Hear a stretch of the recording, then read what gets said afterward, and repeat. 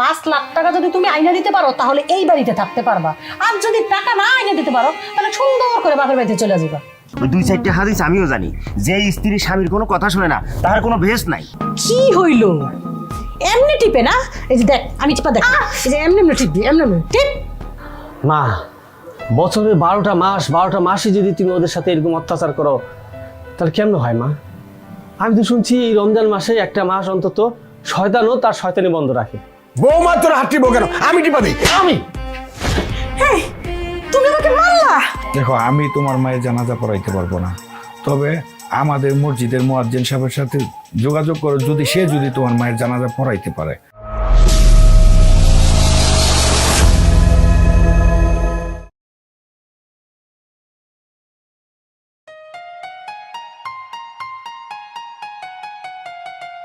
মুরগি একটা ডিমও পারে নাই। উফ, আমি না তো এখন পর্যন্ত ঘুম থেকে উঠে নাই। যাই ওর ঘরের সামনে পরিষ্কার করে দিয়ে আসি।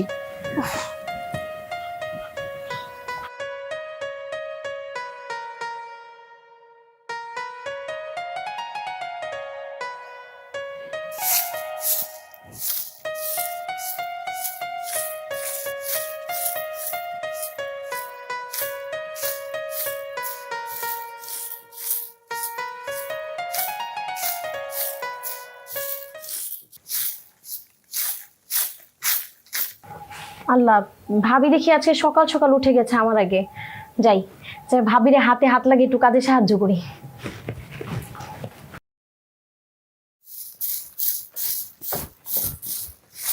ভাবি আসসালামু আলাইকুম। ওয়ালাইকুম আসসালাম। আসসালামু আলাইকুম। ওয়ালাইকুম আসসালাম। ভাবি আজকে নামাজের পর ঘুমাননি আপনি? না, সেহরি খাওয়ার পর নামাজ পড়ে কোরআন তেলাওয়াত করে আর ঘুমাইনি।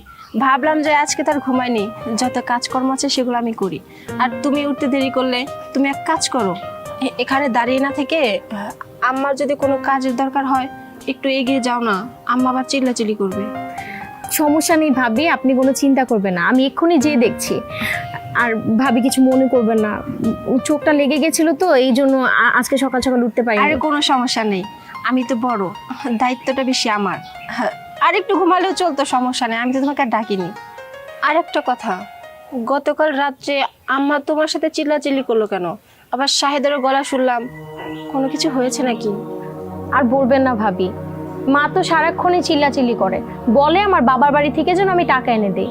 আচ্ছা ভাবি আপনিই বলেন, আমি এতগুলো টাকা কোথায় পাবো? আপনার দেওরের নাকি ব্যবসার কাজে অনেক টাকা লাগবে। আচ্ছা কিছুদিন আগেও তো আমি টাকা এনে দিলাম, ব্যবসার লস খেয়ে বসে আছে। এখন যদি আমি আমার বাবাকে আবার বলি টাকা দেওয়ার কথা, তাহলে আমার বাবা কি দিবে বলেন? তুমি শাহেদের সাথে কথা বলতে ওকে বুঝিয়ে বলোনি যে বারবার তো আর একই জায়গা থেকে টাকা এনে দেওয়া সম্ভব না? ও কি বললো? ও কি আমার সাথে রাগারাগি করলো? বুঝিয়ে বললে কি হবে? সে কি বুঝের মানুষ? সে তো তার মায়ের মতোই, সারাক্ষণ আমার সঙ্গে চিল্লাচিল্লি করতেই থাকে। তারা কেউই বুঝতে চায় না। আমাকে বলে দিয়েছে যে আমি যেন আমার বাবার বাড়ি থেকে কালকের মধ্যেই টাকা নিয়ে আসি, যদি না নিয়ে আসি তাহলে কি করবে আমি নিজেও বুঝতে পারছি না। আমি একটা জিনিস বুঝতে পারি না, একেবারেই তো দুইটা সন্তান, অথচ একজন হয়েছে মাটির মতো আর একজন হয়েছে লোহার মতো। আমার এই সমস্ত কথাবার্তা না মাথায় ঢুকে না, এরা এমন কেন? ভাবি আপনার ভাগ্যটা না সত্যিই অনেক ভালো, আপনি কপাল করে ভাইজানের মতো একজন স্বামী পেয়েছেন। আর আমি কতই না স্বপ্ন দেখেছিলাম। যাই হোক, আমার কপালটাই মনে হয় আল্লাহ এরকম ভাবেই লিখেছে। তুমি কোনো চিন্তা করো না, আল্লাহর উপর ভরসা রাখো, আল্লাহ একদিন সবকিছু ঠিক করে দেবে। আর একটা কথা, তুমি শাহেদকে একটু আল্লাহর পথে আনার চেষ্টা করো, তাকে বলো নামাজ কালাম পড়ার জন্য, তাহলে দেখবে সব ঠিক হয়ে গেছে। ঠিক আছে ভাবি, আমি বলবো। আচ্ছা ঠিক আছে, যাও। ঠিক আছে ভাবি।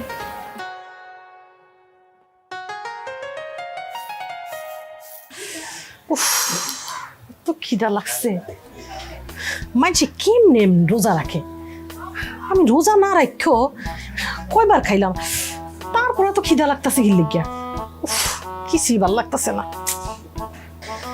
বউগুলা যে কই গেল? ওরা কি বুঝে না যে আমার খিদা লাগছে, আমার কিছু খাইতে দিতে হইব? আম্মা আসসালামু আলাইকুম। ওয়ালাইকুম আসসালাম। এই তোমার আসার সময় হইলো না? তোমার কি মাথায় কোনো জ্ঞান বুদ্ধি নাই যে আমার খিদা লাগছে, আমার খাওয়ান দিতে হইব? আম্মা আমি সেহারি করার পরে তারপর একটু ঘুমাই গেছিলাম, ঘুম থেকে উঠতে একটু দেরি হয়ে গেছে। উঠা দেখলাম বুবু অনেক কাজ কাম করতেছে।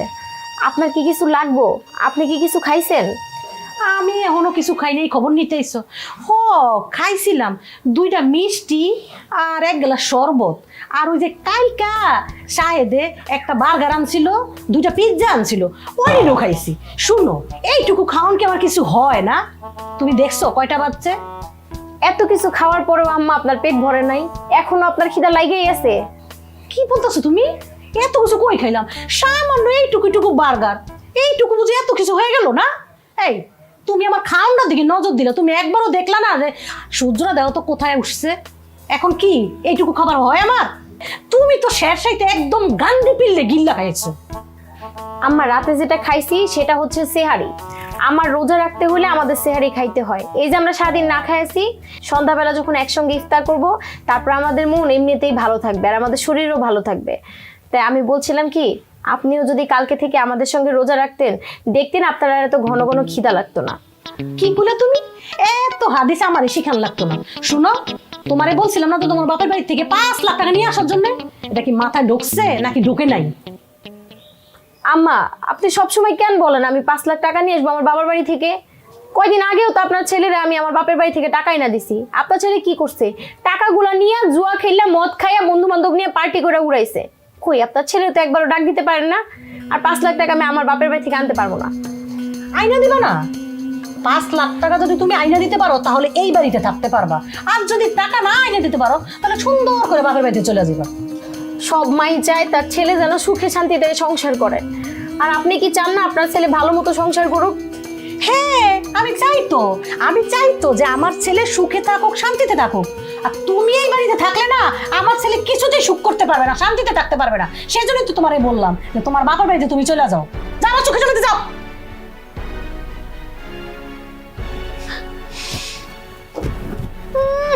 জ্ঞান দিতে আসে। আমার ছেলের ভালোটা তো আমিই বুঝবো, তুই বুঝবি? হ্যাঁ, আরে কোনো চিন্তা করিস না, আজকে পার্টি হইব। আরে তারা বিশেষ হয়ে যাবো, তারপরে পার্টি করবো, সমস্যা কি? হ্যাঁ, আচ্ছা, মাল আনার ব্যবস্থা কর। আর কি তারা যারা, আমি কি নামাজ রোজা করি যে তারাই করবো? হ্যাঁ, আরে আব্বার কথা শুনে একবার রোজা থেকে আমার শরীরটাই পুরো নষ্ট হয়ে গেছে, পুরো রুগায় গেছি। আমি আর বাবা এই রোজা রমজানের মধ্যে এইসব ঝামেলায় যাবো না, ঠিক আছে? তুই এক কাজ কর, বোতল আনার ব্যবস্থা কর, আমি আসতেছি।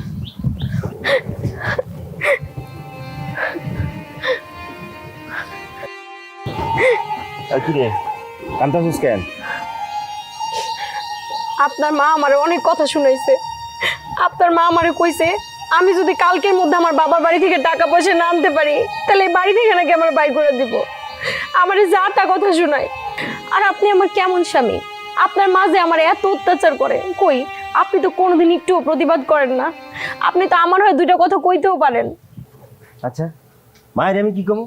হ্যাঁ, মা তো আমার ভালো চাই দেখেই তোর এইগুলো করায়, ঠিক আছে? সব মারাই চায় তার সন্তানেরা ভালো থাকুক। আর তুই তো চাস না যে আমি ভালো থাকি। তোর আমি কইতেছি কয়দিন এলো যা বাপের বাড়ি থেকে করে টাকা এনে আমি নতুন করে একটু ব্যবসা বাণিজ্যের চেষ্টা করি, না তার কোনো কায়দা নাই। আইসি আমার কাছে বিচার নিয়ে। এইটা কেমন ভালো, যেই ভালো করতে যে আমার উপর অন্যায় অবিচার হইতেছে। আমি দিনের পর দিন আমার বাবার বাড়ি থেকে টাকা না দিছি, কেন দেই নাই? কয়দিন আগেও তো আপনার টাকাই না দিছি। আপনি কি করছেন? আপনি মদ খাইয়া পার্টি করে সব টাকা উড়াই দিছেন। তখন আপনার ব্যবসার কথা মনে আসিল না? এখন আপনার নতুন করে মাথায় ভূত চাপছে, আমার বাপের বাড়ি থেকে আমি টাকা আনবো, ওই টাকা দিয়ে আপনি ব্যবসা করবেন। সব টাকা কি মদ খাই শেষ করছি? হ্যাঁ, সব টাকা কি আমি পার্টি করে শেষ করছি? আমি কিছু টাকা ওই যে সুদে লাগাইছিলাম, এই সুদের টাকা লাগাইতে গিয়ে আমি অনেক লস খাইছি। সবসময় তো লস খাবো না, এইবার টাকা এনে দে, এবার একটু ভালো ব্যবসা বাণিজ্য করি। এখন যে আপনার বন্ধু বান্ধবের কাছ থেকে টাকা নিয়ে এসে ব্যবসা করেন, আমি কেন আমার বাপের বাড়ি থেকে টাকা আনতে যাবো? আমি পারবো না টাকা পয়সা আনতে। মা আসলে ঠিকই কয়, তুই আমার ভালো চাস না, আমার ভালো চাবি, কিন্তু তোরে একটু উত্তম বাধ্যম দিতে হবো, বুঝছস? তুমি আমার গায়ে হাত দিবা না বললাম। কেন? আমি রোজা রাখছি। ও, মাইন না খাওয়ার একটা আলাদা উচিলা পাইছস। মনে হয় তোর খাইতেই হবো। আমি রোজা রাখতে কইলাম। কি শুরু করলি? হ্যাঁ, একটু থাকস না রোজা, গেদের গেলে খাস আর ঘুমায় আপস। হ্যাঁ, বাইরে আড্ডা মারস। আয় হানা যে বোমার গায়ে তুই হাত দিতেছ, কারণটা কি আমি একটু জানতে পারি? কেন মারি জানো না? ও আমার স্ত্রী, একটা কথাও শোনে না, যেই কথা কই সেই কথার উপরে কথা শোনায় দেয়। ও, মানে তোর কথার উপর কথা শোনা দা, তাই না? তুই কি খুব ভালো রে? হ্যাঁ, আমি তো দেখি ওর কোনো দোষ নাই, সব দোষ তোর। কে আমি কি করছি? এখন যদি কইতে দেয় না বৌমার সামনে, লজ্জা পাবি, লজ্জা। শোনো আব্বা, স্বামী স্ত্রীর মধ্যে হুদা আজাইরে কথা কইতে আইসো না। ওই 2-4টা হাদিস আমিও জানি, যে স্ত্রী স্বামীর কোনো কথা শুনে না তার কোনো ভেস নাই। শোন, আমি তোর একটা কথা কই বাজান, এই যে তুই যেগুলো কইরা বেড়াস, এগুলোর মধ্যে আবার তোর হাদিসটা নস, এত বড় পাপ করিস না জীবনে। আরে যে বউর পিটাস, এটা কি ঠিক? এর কোন হাদিস আছে যে বউর পিটে দিব? আমি একটা জিনিস বুঝি না আব্বা, আমরা যখনই কোনো কিছু করতে হলে তুমি এসে মাঝখানে ঢুকে যাও। আচ্ছা, তুমি আর মা যখন ঝগড়াঝাটি করো তখন কি আমি যাই? আমি ওখানে ঢুকি? তোর মার সাথে কি আমি এই সব খারাপ ব্যবহার করি নাকি? আমি কি এত খারাপ আছিলাম রে? হ্যাঁ, আমি ছোটবেলার থেকেই আল্লাহ রসুলটা চিনি, ভয় করি, নামাজ পড়ি, রোজা রাখি। আর তুই, তোরা তো আমি মানুষই বানাতে পারলাম না। এখন যদি তুই ছোট থাকতি না, তোরা পিটাইতে পিটাইতে তারপর শিখাইতাম।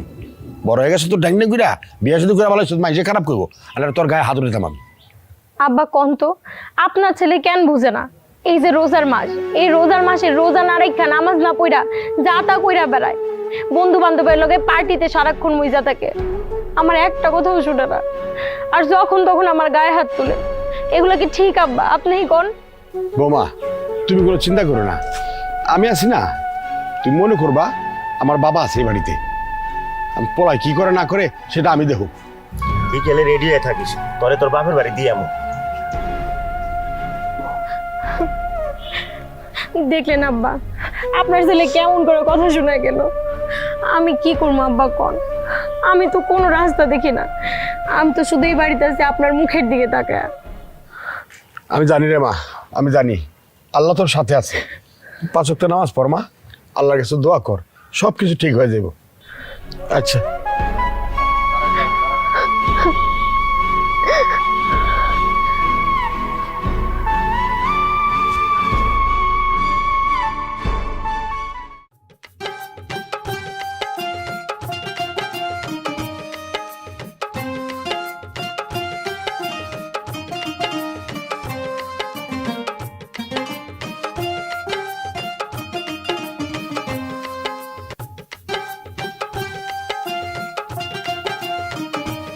হ্যাঁ শাহেদ, এই এদিকে। হ্যাঁ, কই যাস? এরকম লাফাঙ্গা সাজিয়া কই যাইতেছস? কই যাইতেছি? এই যে তোমার কি কাম আছে? ওই বন্ধু বান্ধবের কাম আছে, যাইতেছি, দরকার আছে। কি করবে? এই রমজান মাস, ফজিলতের মাস, এই মাসে নামাজ পড়বি, রোজা রাখবি, ভালো মতো চলবি। এই মাসেও তুই উল্টাপাল্টা এরকম লাফাঙ্গা বন্ধু বান্ধব নিয়ে চলে লাভ আছে? হ্যাঁ, ভালো হবি না? আচ্ছা, তোমার কি কোনো খায়া কাম নেই? নামাজ কি তুমি একা পড়ো? আর এই দুনিয়ায় কোনো নামাজ পড়ে না? এই কত মানুষের সামনে দেয়, তারা তো এত হাদিস দেয় না, তুমি এত হাদিস কেন দেও? বিতলামি করস, ধর্ম নিয়ে বিতলামি করস।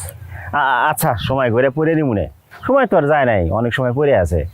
আচ্ছা, আর একটা কথা, আমাকে পরিবারে তো সবাই নামাজ পড়ো, তুমি, ভাবি, আমার বউ, আব্বা। আচ্ছা, তোমরা যেহেতু এত নামাজ কালাম পড়ো, এত ইবাদত করো, তোমাকে ধরে কি আমি একটু মাপ টাপ পাবো না? দেখ ভাই, আমাদের উসিলায় তুই মাপ পাবি কিনা তা জানি না, আল্লাহ জানে। কিন্তু তোর জন্য যে আমাদের শাস্তি পাইতে হবে, আমাদের জবাবদিহিতা করতে হবে, এইটা আমি শিওর জানি। কারণ তুই তো আমাদের পরিবারের মানুষ, আমার ছোট ভাই, ভাই হিসেবে আমার একটা দায়িত্ব আছে না? তরে শুদ্ধ পথে চলার কথা বলা, নামাজ রোজা করার কথা বলা। বুঝছি ভাই, আমি যদি তোমার সাথে আর 2 মিনিট থাকি না, তুমি আমারে ওয়াশ করে, মানে ব্রেন ওয়াশ করে একবারে বেহেশতে না নিয়ে ছাড়বা না।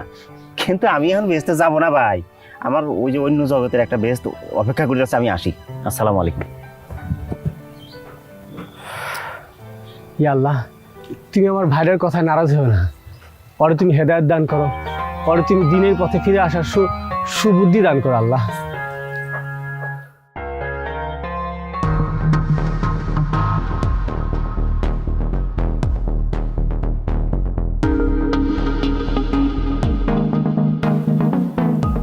কি হইল? এমনি টিপে না? এই যে দেখ, আমি টিপা দেখ, এই যে এমনি এমনি টিপবি, এমনি এমনি টিপ। তুই কি মনে করছস আমি অন্য শাশুড়ির মতো নরম? আরে না, আমি অনেক গরম, আমি এই বাড়ির বাঘ। ভালো করে টিপ। শরীরে কোনো শক্তিই নাই। কি হইল? না শুনতেছি তুমি বলো বাঘ, এই বাড়ির বাঘ। এই বাঘ হয়ে তো সব শেষ করছো। ওইদিকে পোলা বউরে পিটায়, এদিকে তুমি বউগুলোর দিয়ে শৈলা টিপাও। কে তোমার শৈলে কি পড়ছে, জং পড়ছে? দেখে ঝাড়া তো আমারই কইবার, আমি দিব না তোমার ঝাড়ু ঝাড়ায়া। শোনো, একদম মুখ সামলায় কথা বলবা। তোমার এই শক্ত হাত দিয়ে আমার এই হাত পা টিপা দিবা, আমি আমার হাত না অপস করতে চাই না। চুপ, একদম চুপ, একটা কথা বলবো না। তোমার অত্যাচারে বউগুলা ঘরে থাকতে পারতেছে না। তুমি তো অত্যাচার করতেছো তোমার ছোট পোলায় বউর সাথে যে অত্যাচারগুলো করে, মানে মায়ের পিঠ জুলুম অত্যাচার, কেন কারণটা কি? হ্যাঁ, এই সারাদিন রোজা রাখো না, গেদার গেদার খাও আর কোনদার মতন চেয়ারে নিয়ে বসে থাকো, বউগুলার দিয়ে শরীরটি পাও। কে এত আরাম কে? হ্যাঁ, বেশি আরাম যেন না থাকি, আরাম ছাইড়ে দিয়ে ভালো হয়ে যাও। বৌমা যাও, তুমি ভিতরে যাও। না, বৌমা ভিতরে যাবে না। কেন যাবে না? বৌমা এখন আমার হাত পা টিপে দিবে। তাহলে তখন টিপে। এই আমার দিকে তাকা। বৌমা তোর হাত টিপো কেন? আমি টিপা দিই। আমি এই, তুমি আমাকে মারলা। এটা তো মারি নাই, কিছুই করি নাই। তোর ফালায় আমার ইচ্ছা মতো লাগতে পারতাম, তাহলে আমার যদি আশাটা মিটতো। বাবা তুমি বাবা ওই যে কি মানে বউরা বাড়িতে রোজা রাখে, তোমার মা দেখো না রোজা রাখে না, কিছু না, টাইম টু টাইম খায় আর বউগুলা দিয়ে শৈলার টিপায়। মা, বছরে 12টা মাসই যদি তুমি ওদের সাথে এরকম অত্যাচার করো, তাহলে কেমন হয় মা? আমি তো শুনছি এই রমজান মাসে একটা মাস অন্তত শয়তানও তার শয়তানি বন্ধ রাখে। আর তুমি কি ওদেরকে নিজের সন্তানের মতো ভাইবা এই রমজান মাসে ওদেরকে একটু রহম করতে পারো না মা? মা, এই যে রমজান মাস, ফজিলতের মাস, এই মাসে তুমি নিজেও তো রোজা রাখতে পারো। সবার সাথে মিলা রোজা রাখবা, ইফতার করবা, দেখবা মন মানসিকতা কত ভালো থাকবো, আল্লাহ খুশি হবো। আমি বুঝতে পারছি, তুই তোর বাপের পক্ষ হয়ে আমার জ্ঞান দিতাছস না। কই তোর বাপের একটু শাসন করবি, আমারে মারছে তা না কইরা আমারে জ্ঞান দিতাছস আমি রোজা রাখনের লেগা। আমার বোঝা হয়ে গেছে, আমার পোলা একখানি, সেই পোলা হলো আমার সাহেব। আমি জন যেটা খাইতে কই তো উনি আইনা দেয়, আমি জন যেটা আবদার করি তো উনি আইনা দেয়। তুই আমার কোনো কথাই উনস না, তুই আমার কোনো কথাই উনস না। বাবারে, কারে বুদ্ধি দিতেছ, কারে কি কইতেছ? ও কি বুঝে কিছু? চোরে না শুনে ধর্মের কাহিনী। আমার মনে হয় কি জানো বাবা, তোর মায়ের দিনে দিনে কাফের হয়ে যেতেছে। কি? আমি কাফের হয়ে যাইতেছি না? আমি না কিছুতে আর এই বাড়িতে থাকবো না। আমি যেদিক দোষক যাই ওদিকে আমি চলে যাবো। খারাপ লিখে জাগা জানা, তোর কোন বাপ তোর কোন ভাই তোরা রাখে, তোরে খাওয়ায়, এই যে আরাম আয়েস সবকিছু বাইরে দেবো। যা। হ্যাঁ, আমি চলে গেলে তো তুমি শান্তি পাও না। আমি যাবো না তো। আরে আমি এখানেই থাকবো, আমার সাহেব পোলা আসুক, তারপরে তোমার খবর আছে। সর। বাবা এই নাও, শোনো, আজকে ইফতারে একটু বেশি করে আয়োজন করো। হ্যাঁ, কয়েকজন লোক বলছি তো, ওনারা আমার সাথে ইফতার করবে। আচ্ছা ঠিক আছে। খুব ভালো কাজ করছো বাবা। জি বাবা। রোজা রমজানের দিনে দু একটা মানুষ খাওয়ানো অনেক উপকারের কাজ। আর তোমার সব ইচ্ছা তোরা বলে দিও। আচ্ছা, আমি কাকার বলে দিব। আচ্ছা, আমি গেলাম তাহলে। আচ্ছা, তুমি মার কথা কষ্ট নিও না, বুঝছো? না না, আমি মার কথা কিছু মনে করি নাই। ভিতরে চলো। ঠিক আছে, যাও।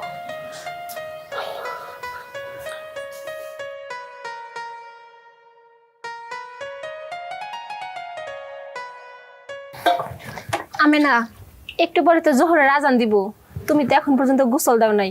তুমি যাই গোসলটা দাও, আমি থালা বাসন ধুইতেছি। হ আপা, একটু পর তো জোহরের আজান দিয়ে দিব, নামাজেরও সময় হয়ে যেতেছে। গোসল করি নাই, সমস্যা নাই, আমি অল্প কটা থালা বাসন আছে ধুয়ে তারপর যাইতেছি। না না, আমি থালা বাসনগুলো ধুয়ে নিতেছি, তুমি যাই গোসল দাও। যাও, নামাজ পড়তে হইব তো। যাও, আর সময় নামাজ সময় পড়তে হয়, কাজা করা ঠিক না। ঠিক আছে আপা। এই, তোরা না বইয়া থেকে কি সল্লা পরামর্শ করো? হ্যাঁ, আর ওর কাজ ও করো। তুই তো আমার একটু হাত পা টিপা দিতে পারতি, তাই না? আম্মা, এটা আপনি কেমন কথা কইলেন? এদিকে নামাজের সময় হয়ে যাইতেছে, ও গোসল দেয় নাই, তাই আমি ওরে কইছি যে তুমি গোসলটা দিয়ে নামাজটা পড়গা, আমি তোমার কাজ করে দিতেছি। এইখানে সলা পরামর্শ করার কি আছে? আমি তো কিছুই বুঝলাম না। কিছুই বুঝতে পারেন না? না, সল্লা পরামর্শ কি আছে? আরে তোরা দুজন এমন সল্লা পরামর্শ করস, আমার এই বাড়ির থেকে বাইর করতে চাস না? আমি তো বাড়িতে যাবো না। আম্মা, আপনারে কেন আমরা বাড়ি থেকে বাইর করতে যাবো? এই বাড়ি আপনার, ঘর আপনার, সংসার আপনার, আমরা কেন আপনার বাড়ি থেকে বাইর করতে যাবো? আমরা তো চাই আপনারে নিয়ে সুখে শান্তিতে সংসার করার জন্য। ও, এখন তো বাজা মাছটা একদম উল্টাই খাইতে জানেন না। আরে আমার স্বামীর কানে কুপরামর্শ দেওয়ার পরে আমার স্বামী আমার গায়ে হাত দেয়, এটা তোমরা চোখে দেখো না? না, আম্মা, আপনি একটু আল্লাহর পথে আসেন, একটু আল্লাহর ভয় করেন। আপনি এরকম ভাবে চলতে থাকলে সংসারে তো অধপতন হইব। আপনি নামাজ পড়েন, রোজা রাখেন, দেখবেন আপনার মন শরীর দুইটাই ভালো থাকবো। আর মাথাটাও ঠান্ডা থাকবো। নামাজ পড়েন মা, এখনো সময় আছে, রোজা রাখেন। এক কাম করি মা, তোমার মাথা খুব খুব গরম, ওনারা কইতেছে ঠান্ডা থাকবো এই করলে। যেহেতু মাথা গরম, তাহলে বাজার থেকে ডিম এনে দেই, ডিম ভাজো, আমার মাথার উপরে ডিম ভাজো। কি করছ বাবা? আমার মাথার মধ্যে ডিম ভাজবো? কথা কি সাদে কই? কথাবার্তা শুনতেছো না? তাদের কথাই মনে হইতেছে আমরা যে এইসব আজে বাজে কাম করি, এই কারণে তারা সব মিলে জাহান্নামে যাইবো, বুঝছো? আমাকে মাথা গরম হয়ে থাকে। তুমি এমন করে কথা কইতেছো কেন? যেটা সত্য সেটাই তো কইছি। তোমরা তো নামাজ পড়ো না, বাড়ির সবাই নামাজ পড়ে, শুধু তুমি আর আম্মাই নামাজ পড়ো না। রোজার মাসে এসে রোজাও রাখো না, এইগুলা কোয়া কি ভুল হয়েছে আমাকে? আম্মা, আম্মা আর কোনো কথা নয়, চলো নামাজ পড়ি। কি করছ বাবা? নামাজ পড়বি? হ্যাঁ, নামাজ পড়তেইব। নামাজ না পড়লে ওনারা তো বেহেশতে যাইতে পারবো না। শুধু আমগো দুইজনের লেগে ওনারা জাহান্নামে যাইবো। চলো, আমি তো অলরেডি সিদ্ধান্ত নিয়েই নিছি মা। ওই যে মসজিদে ইমাম সাহেবের বাইর করে দিয়ে আমি ইমামতি করবো। চলো চলো চলো চলো। ও হ, ঠিকই কইছিস বাবা। ওগো নামাজ নামাজ কইনা আমার সংসারের পুরো ধ্বংস করে দিছে। তুই জানোস ওরা তোর বাপের কানে কুপরামর্শ দেওয়ার আগে তোর বাপের আমার মারছে রে বাবা। কি মা, কি কইতেছো তুমি? অগো দুইজনের কারণে আব্বা তোমার মারছে? অগো দুইজনের কারণে? এই যে মা, আমি কইতেছি আমি আজকেই ভাবিরে তালাক দিয়ে দেবো। এই হারামজাদা, কি করছ তুই? তুই বাবিরে তালাক দিবি কি লিগে? তুই তো তোর বউরে তালাক দিবি। ও মা, ওই রাগের মাথায় কয়ে হেলাইছি। তাই এই যে কইতেছি আমি আজকেই আমিনার ওর বাপের বাড়ি লয়ে যাবো, বাপের বাড়ি নিয়ে রেখে আনবো। হ্যাঁ, ঠিকই কইছিস, বাপের বাড়িতে না রেখে। এই যে তোমরা এরকম নামাজ নামাজ নিয়ে মজা করতেছো না, হাসি ঠাট্টা করতেছো না, আল্লাহ এগুলো সহ্য করবো না। আল্লাহ গজব ফালাইবো তোমাকে উপরে। বিলাত দেওয়া বলে আবার শিক্ষা ভাঙ্গে। কি আমার একজন আইসে আমার অভিশাপে। চল তো চল, যত সব। দেখছো আপা কেমন করে কথা শোনা গেল? হ্যাঁ গো, মরণের ভয় নাই। ওইসব কথা বাদ দে, যা এইদিকে আজান দিয়ে দেবো, গোসলটা দিয়ে নামাজটা পড়তে হবে। যা। ঠিক আছে আপা, তুমিও তাড়াতাড়ি এসো। আচ্ছা ঠিক আছে, যা।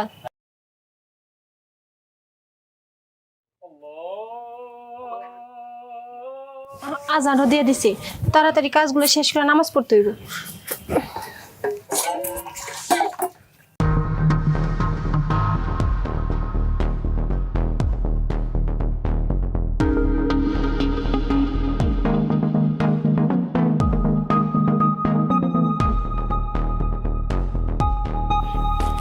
ইমাম সাহেব, ইমাম সাহেব বাড়ি আছেন নাকি? ইমাম সাহেব, আসসালামু আলাইকুম। একটু সালামটা একটু ভালোভাবে দিতে হয় বাবা। আসসালামু আলাইকুম রহমতুল্লাহি ওয়া বারাকাতু। ও ও আচ্ছা, আসসালামু আলাইকুম। ওয়ালাইকুম আসসালাম রহমতুল্লাহি ওয়া বারাকাতু। ইমাম সাহেব, ইমাম সাহেব আমার লোক একটু যাইতে হইব আপনার। কোথায় যাব? ইমাম সাহেব, আপনি মনে হয় শোনেন নাই, আমার মা মারা গেছে। ইন্না লিল্লাহি ওয়া ইন্না ইলাইহি রাজিউন। না, আমি তো বেনামি জানাজা পড়াই না বাবা। আমি তোমার মায়ের জানাজায় যাইতে পারবো না। কি কইতেছেন ইমাম সাহেব? আমার জানা মতে কিন্তু আমার মা কারো কোনোদিন ক্ষতি করে নাই। নামাজ তো পড়োই নাই এবং নামাজ রোজার বিরুদ্ধে ছিলা। আমি তোমাদের জানাজা পড়তে পারবো না। এমন কথা কইেন না ইমাম সাহেব। আপনি যদি না যান তাহলে আমার মায়ের লাশের কি অবস্থা হবো? আমি আরো অনেক জায়গায় গেছি, কেউ আমার মায়ের জানাজা দিতে রাজি হয় নাই। আপনি না গেলে আমার মায়ের লাশের কি অবস্থা হইব? একমাত্র আপনি ভরসা ইমাম সাহেব, আপনার কাছে অনুরোধ করি, চলেন ইমাম সাহেব, চলেন। আজকে যদি তোমার আম্মা নামাজ পড়তো, রোজা রাখতো, তাহলে ইমাম সাহেবের পিছনে ধারে ধারে ঘুরতে হতো না। ইমাম সাহেব নিজে আইসা তোমার আম্মুর জানাজা পড়াইতো। ইমাম সাহেব, তাহলে কি আমার মায়ের জানাজাটা হইব না? দেখো, আমি তোমার মায়ের জানাজা পড়াইতে পারবো না, তবে আমাদের মসজিদের মুয়াজ্জিন সাহেবের সাথে যোগাযোগ করো, যদি তোমার মায়ের জানাজা পড়াইতে পারে। আমি তোমার মায়ের জানাজা পড়াইতে পারবো না। মুয়াজ্জিম সাহেব, মুয়াজ্জিম সাহেব। ভাই, হ্যাঁ, আমার না আপনি চিন্তা করেন না ভাই। আমি যেখানে কাজ করতেছি খুব সততার সাথে কাজ করতেছি, আমার কোনো সমস্যা হবো না। আমি তোমার লেগে চিন্তা করি না ভাই, তুমি আমার ছোট ভাই, তুমি নামাজ টামাজ পড়াল তো ঠিক মতন। হ্যাঁ ভাই, আমি 5 ওয়াক্ত নামাজ পড়ি, আমার যে অফিসের বস সেও নামাজ পড়ে। আসসালামু আলাইকুম। ওয়ালাইকুম সালাম। মুয়াজ্জিম সাহেব, আমার লাগে একটু আপনার যাইতে হইব। কই যেতে বাবা? মুয়াজ্জিম সাহেব, আমার মা মারা গেছে, আপনার যাইতে হইব। আপনার গিয়ে আমার মায়ের জানাজাটা পড়াই দিয়ে আসবেন। চলেন না মুয়াজ্জিম সাহেব। তা আপনার মা মারা গেছে, ইমাম সাহেব আছে না মসজিদে? মজা সাহেব, আমি ইমাম সাহেবের কাছে গেছিলাম, উনি আমার মার জানাজা পড়াইবো না, তাই আপনারে দেখাই দিল। আপনি চলেন, আপনি আর না করেন না, চলেন। দেখেন, মসজিদের ইমাম সাহেব যদি আপনার মার জানাজা না পড়াইতে চায়, তে আমি কেমনে পড়াই বলেন? মজা সাহেব, আপনার কাছে অনুরোধ করে কই, আপনি আপনি আমার মার জানাজা দিতে চলেন। আপনার পায়ে জড়ায় ধরি, আপনার পায়ে জড়ায় ধরি। বাবা ওঠো, ওঠো। দেখো বাবা, তোমার মা যদি আজকাল নামাজ টামাজ পড়তো আর তুমি নামাজ পড়তা, তাহলে আমার পায়ে ধরতে হইতো না। তোমার মার জানাজা আমরা সকলে মিলা নিজে গিয়া পড়াইতাম, বুঝছো? তাইলে তাইলে কি আজকে আমার মায়ের জানাজাটা হইব না মজিম সাহেব? দেখো বাবা, কিছু কিছু কর্মের ফল দুনিয়াতে আল্লাহ দেখা দেয়। আজকে এই কর্মের ফলের জন্য তোমরা পাইছো। দেখো, আমরা এই জানাজা পড়াইতে পারবো না। তোমার মা যদি আজকে নামাজ হইতো, ভালো হইতো, তাহলে আমরা সকলে মিলা এই নামাজটা পড়াইতে পারতাম। তা বাবা, আসি। আসসালামু আলাইকুম। চলো। মজিম সাহেব, আমি আমি এটা কি করলাম এই দুনিয়াতে? কেন আমি বেলায় নিয়ে চললাম? কেন আমি নামাজ পড়লাম না? কেন আমি দিনের মধ্যে আইলাম না? মা, মা গো, তুমি যদি আমারে দিনের পথে নিয়ে আসতা, তুমি যদি নিজে দিনের পথে থাকতা, তাইলে আজকে তোমার এই জানাজা সুন্দর মতো হইতো, সবাই তোমার জানাজাটা পড়াইতো। মা, তুমি কেন আমার দিনের পথে আনলা না? মা, কেন তুমি দিনের পথে থাকলা না? কেন তুমি দিনের পথে থাকলা না?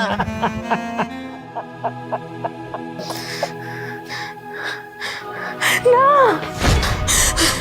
শাহেদ, বাবা, বাবা তুই কই গেলি? কি হইছে, মা? বাবা, আমি অনেক বড় একটা খারাপ স্বপ্ন দেখছি বাবা রে। বাবা, কি হয়েছে তোমার? আমি ঘুমের ঘরে অনেক অনেক খারাপ একটা স্বপ্ন দেখছি রে বাবা। কি স্বপ্ন দেখছো? দেখছি আমি মইরা গেছি, তুই আমার লাশ নিয়ে জানাজা পড়তে গেছিস। মসজিদের ইমাম সাহেব জানাজা পড়ে না রে বাবা, কয় আমি নাকি নামাজ পড়ি নাই, আমি নাকি আল্লাহর রাস্তায় যাই নাই, এই জন্য কেউ আমার জানাজা পড়ে না রে বাবা। আমি অনেক ভুল করছি। কি কইতেছো মা? তুমি এরকম একটা স্বপ্ন দেখছো? ও মা, খুব আমি একটা খুব খারাপ স্বপ্ন দেখছি, অনেক ভয়াবহ একটা স্বপ্ন দেখছি মা। বাবা, তুই কি স্বপ্ন দেখলি বাবা? আমার স্বপ্নের কথা নাই কইলাম, তাই সব কিছু মিলে কথা ওইটাই সত্যি। নামাজ কালাম পড়তে হবো মা, দিনের পথে আসতে হবো। আমরা এতদিন যা করছি মা, ভুল করছি। আব্বা, আমার দুই বউ এবং বড় ভাই, ওরাই ঠিক আছে মা, ওরা দিনের পথে আছে, ওইটাই আমাকে আসল পথ। আমাদের ইসলাম ছাড়া আর কিছু নাই মা, ইসলামের পথেই থাকতে হবো মা। ও ও বাবা, তুই ঠিকই করছিস। কালকেতে ধরে আমরা রোজাও রাখবো, 5 ওয়াক্ত নামাজও পড়বো বাবা। তুইও নামাজ পড়িস বাবা, রোজা রাখিস বাবা। মা, এই যে তোমার শুয়ে কইতেছি, আর কোনোদিনও আমি এগুলো মিস করবো না। নামাজও পড়ো, আমি রোজাও রাখবো না, আর কোনো খারাপ কাজের মধ্যে পা দেবো না। আচ্ছা, বৌমারা কই বাবা? বৌমারা কই? ও কাজে আমার নিয়ে যা বাবা, ও কাজে আমার নিয়ে যা। ওরা তোমার এখন ইফতার করবো।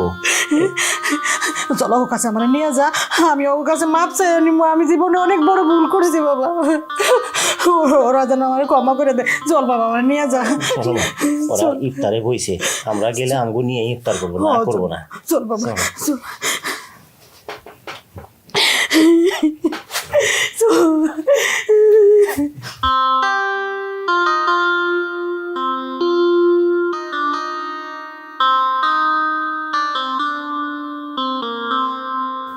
আমিন।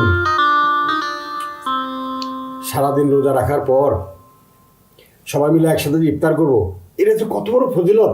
যদি ওরা জানতো তাহলে ঠিকই রোজা রাখতো আর নামাজ পড়তো। ঠিকই বলেছেন আব্বা, কিন্তু এখন যদি মা আর আপনার ছোট ছেলে থাকতো, তাহলে পুরোই ভরপুর ইফতার হতো আমাদের, তাই না? আব্বা, হ্যাঁ বাবা। আমি কি মা আর সাহেব ডেকে নিয়ে আসবো?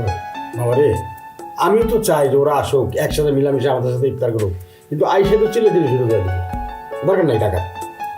কিন্তু আব্বা মার আর আপনার ছোট ছেলে ছাড়া না আমার ইফতার করতে একদমই ভালো লাগে না। আমি না, তুই এক কাজ কর, তুই যা শাহেদ আর আমার ডাইকা নিয়ে আয়। আচ্ছা ঠিক আছে আব্বা। বৌমা আমরাও তুমি ইফতার করবো আর কালকে থেকে 5 ওয়াক্ত নামাজ পড়বো, রোজাও রাখবো। আম্মা, আপনি সত্যি কইতেছেন? কাল তারিখ আপনি রোজা রাখবেন, 5 ওয়াক্ত নামাজও পড়বেন? আলহামদুলিল্লাহ। আব্বা মা কি কয়? যাক, আল্লাহ যে হেদায়েত করছে, আসলো হেন ইফতারের জন্য, ওকে, ভালো কথা। রাত্রে ভোলা যদি সকালবেলা ফিরে আসে তারা ভোলা কয় না।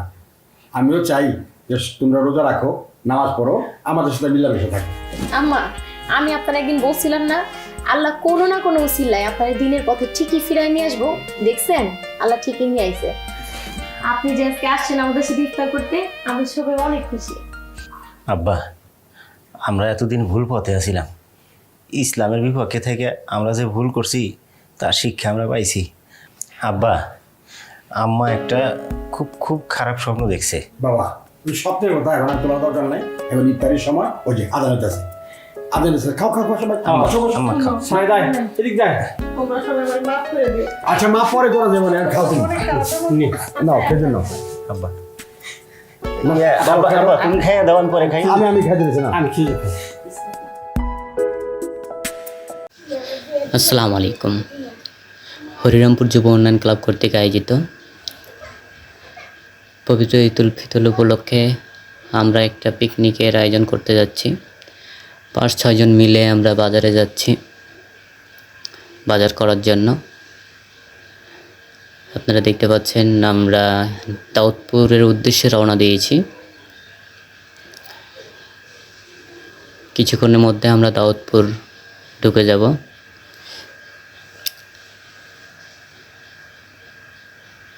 আমরা প্রতি বছরেই ঈদের সময় আমরা একটা করে পিকনিক করি ক্লাবের পক্ষ থেকে। আমরা এখন দাউদপুর ঢুকতেছি, কিছুক্ষণের মধ্যে দাউদপুর ঢুকে যাব। হ্যাঁ, আমরা দাউদপুরে আসলাম। আসার পরে দেখতেছি গোস্ত কোথায় বিক্রি করতেছে। গোস্ত হাটের কাছে আসলাম, দেখতেছি এখানে ভালো সুন্দর সুন্দর গোস্ত পাওয়া যাচ্ছে। গোস্তর অর্ডার দিলাম 3 কেজি। গরুর গোস্ত ছাড়া কি পিকনিক জমে? এই জন্য 3 কেজি গরুর মাংস নিলাম। মাংসগুলো অনেক সুন্দর। মাংস কাটতে অর্ডার দিয়েছি, মাংসগুলো ছোট ছোট করে সুন্দর করে কেটে দিচ্ছে। মাংস কাটার পরে ওজন দিবে এখন।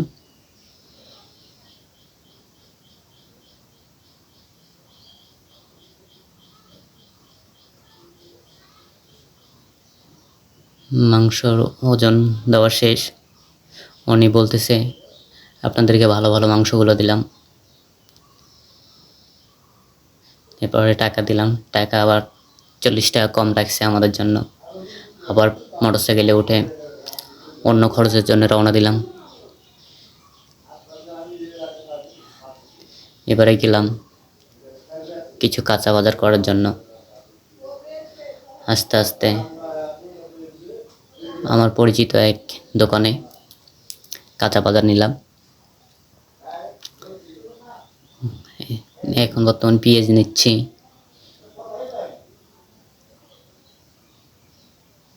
পেঁয়াজ নেওয়ার পরে রসুন, আদা, হলুদ, মরিচ,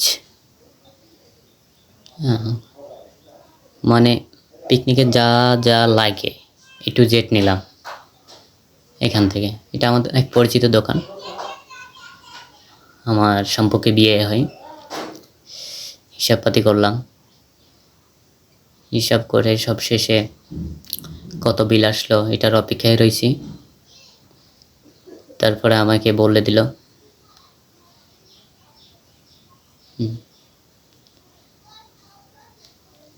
সব মিলে কত টাকা হলো। টাকা পয়সা দেওয়ার পরে সবাই বলে স্প্রিট নিতে হবে, স্প্রিট না নিলে কি হয়, সেই জন্য আবার স্প্রিট নিলাম। স্প্রিট শেষ, তারপরে আমরা আবার বাইকে উঠলাম, বাইকে উঠে আবার বাসায় আসার উদ্দেশ্যে রওনা দিলাম। আর আরেকজন বলল মিষ্টি নিতে হবে, দই নিতে হবে, সেজন্য আবার দই মিষ্টি নেওয়ার জন্য দোকানে ঢুকলাম। দই মিষ্টি দেখলাম, দেখার পরে দই মিষ্টি নিলাম।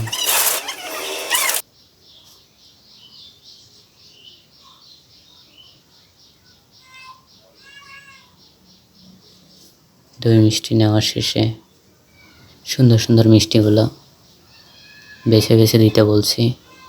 এবার দই মিষ্টি দিয়েছে আমাদেরকে।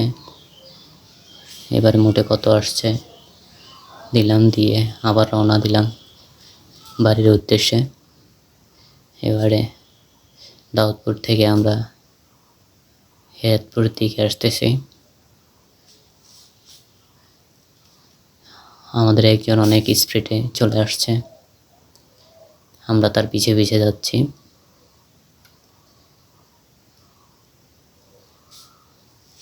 এবারে চিনিচড়া পার হওয়ার পর আমরা হেয়াতপুর বাজারে আসছি। হেয়াতপুর বাজারে এসে সবাই বলতেছে নাস্তা না করলে কি হয়, এই জন্য আমরা নাস্তা করতে ঢুকলাম। সুমন্ত অনেক স্পিডে খাচ্ছে, লুকাই লুকাই, এদিকে এরা খাচ্ছে, সবার ভিডিওগুলো করে রাখতেছি। সবশেষে এখন আমরা রান্নাবান্না শুরু করার জন্য সব কিছু আয়োজন করছি। একজন চুলা ধরাচ্ছে, হ্যাঁ, একজন এই যে ভাত বসাই দিছে, হ্যাঁ, আরেকজন জিরা গরম করে বাটতেছে, হ্যাঁ, ও বলতেছে যে দেখো বাটা হচ্ছে কিনা, আমি বলতেছি খুব সুন্দর হচ্ছে। আরেকজন হেল্প করতেছে। তারপরে সে আদা রসুন ঠিক করতেছে। আমাদের সদস্যরা গরুর মাংসগুলোকে সুন্দর করে ধুয়ে নিচ্ছে, হ্যাঁ, ধোয়ার পরে এই যে মশলা বাটতেছে আমাদের পাকনি।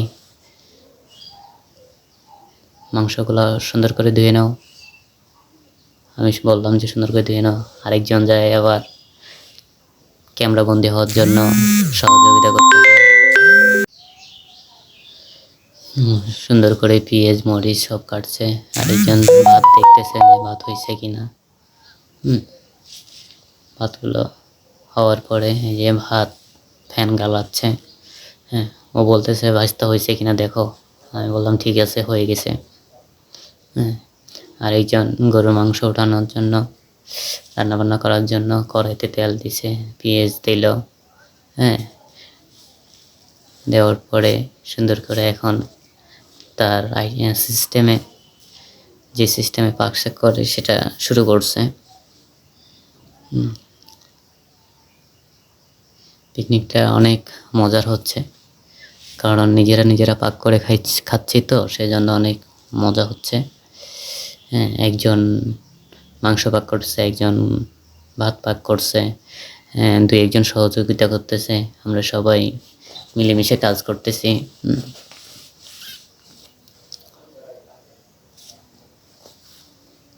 এই বরজাহান শুধু ফাঁকি মারে অল টাইম।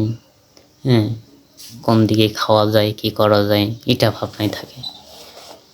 মাংস তো বলে ঝাল পাতা দেওয়া লাগে, তেজ পাতা লাগে। তা আমি বললাম যে না দিলেই কি হয়, বলছে না দিলে টেস্ট পাওয়া যাবে না।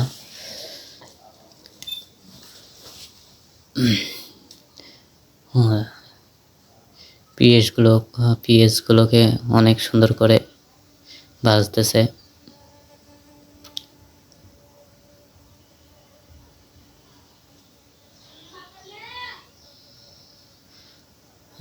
হলুদ মরিচ দিচ্ছে, লবণ দিবে, সব কিছু দেওয়ার পরে সুন্দর করে কষা হলো। আরেকজন আবার মশলাগুলো দিয়ে দিল। হ্যাঁ, অনেক সুন্দর একটা কালার আসলো। এবার মাংস দেওয়া শুরু হয়েছে। মাংস দেওয়ার পর এটাকে অনেক সুন্দর করে কষাবে তো। হ্যাঁ, মাংস দেওয়া শেষ, এখন কষাচ্ছে। লবণ দিয়ে দিল। লবণ দেওয়ার পরে এখন মাংস কষা হচ্ছে। সবাই মিলে রান্না বান্না করে খাওয়ার মজাটাই আলাদা। আমাদের সবগুলো সদস্য নাই, হয়তো মাংস কষাকষি প্রায় শেষ পর্যায়ে। কষা শেষ হলে এদিকে আবার 2 জন কাজ করতেছে।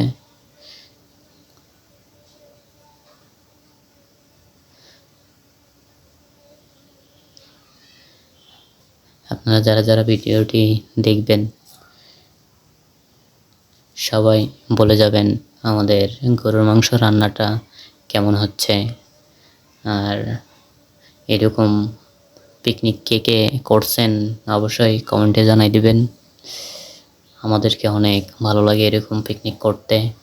আমরা সবাই যখন এলাকাতে আসি, আসার পরে চিন্তা ভাবনা করি সবাই পিকনিক করার জন্য। এখন প্লেটে প্লেটে সবাইকে মাংস তুলে দেওয়া হচ্ছে। মাংস তুলে দেওয়া হলে তারপর খাওয়া দাওয়া শুরু হবে আমাদের।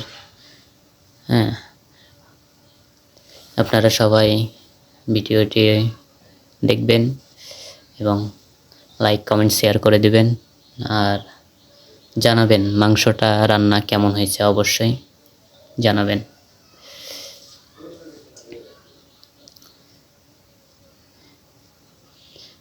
কারণ পিকনিক খাওয়ার মজাটা হচ্ছে আলাদা। 10 জন মিলে যখন এক জায়গায় খাবো তখন অনেক ভালো লাগে।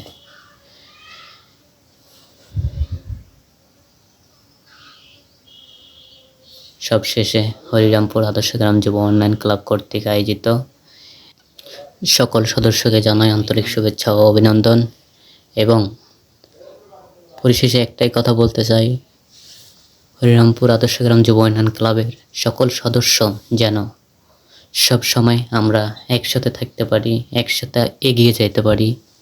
কেউ যেন কারো উপর হিংসাবাদ না করি। আমরা যদি সবাই মিলে একসাথে থাকি, আমাদেরকে কেউ ফাটল ধরাতে পারবে না। আর যে কোনো কাজ আমরা করতে গেলে খুব সহজেই করতে পারবো। আর সবাই মিলে যদি এক না থাকি তাহলে কিন্তু আমরা কিছু করতে পারবো না। বিদায়, সবাই যেন আমরা একমতে থাকতে পারি। ধন্যবাদ সবাইকে।